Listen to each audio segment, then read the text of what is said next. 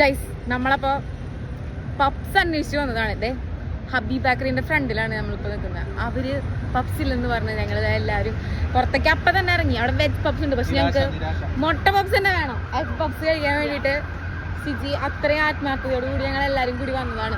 അങ്ങനെ ഇപ്പൊ ഞങ്ങൾ പപ്സിന് വേണ്ടി അലയുവാണ് ദുബായ് നഗരത്തിൽ. എന്താണ് സിജിക്ക് അതിൽ പറയാനുള്ളത്? പപ്സ് കിട്ടാതെ ഞങ്ങൾ ഇതിൽ പോവില്ല. പപ്സ് ഞങ്ങൾ ഉണ്ടാക്കിയിട്ടാണ് ഞങ്ങൾ കഴിച്ചിരിക്കും.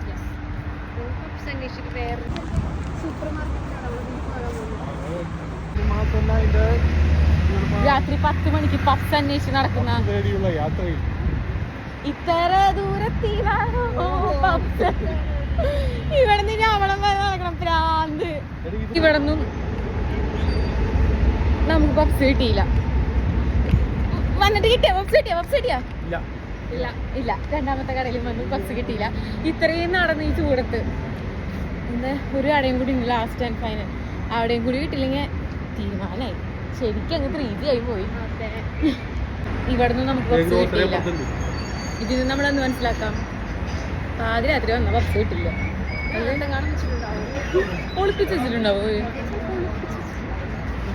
ഓവനുള്ള ഇവിടെ പപ്സ് ചോദിക്കാൻ വേണ്ടിട്ട് പോവാണ്. നീ തല്ലെന്നാണ് പറഞ്ഞത് പപ്സ് കിട്ടിയില്ലെങ്കിൽ. ഓ വാശി മൊത്തം തെണ്ടിട്ട് വീണ്ടും പോയി ഹബീബിൽ തന്നെ ചെന്ന് ചോദിക്കാൻ പോവാണ്.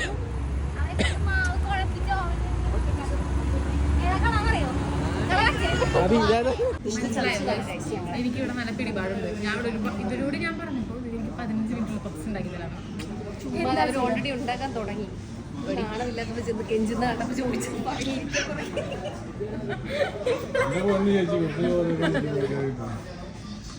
ഞാൻ പറഞ്ഞതാണ് പപ്സ് നിങ്ങളെ കൊണ്ട് തിരിപ്പിക്കുന്നത്. കോലം കണ്ടോ നിങ്ങളിപ്പം? പപ്സിന് വേണ്ടി ഈ പാതിരാക്കി തിരിഞ്ഞ് അങ്ങനെ നമ്മുടെ പപ്സ് വന്നിരിക്കുകയാണ്. അത്രയും ലോങ് ടൈം ഞങ്ങൾ പറഞ്ഞില്ല, ഞങ്ങൾ നേടിയിട്ടുണ്ട്. കണ്ടില്ലേ തുടങ്ങാൻ പോവാണ്.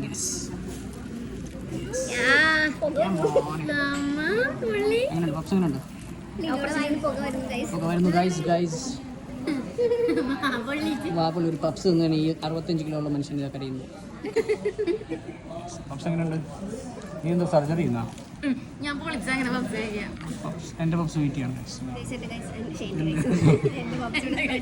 എന്റെ ഗൈസ് പപ്സ് ഗൈസ്.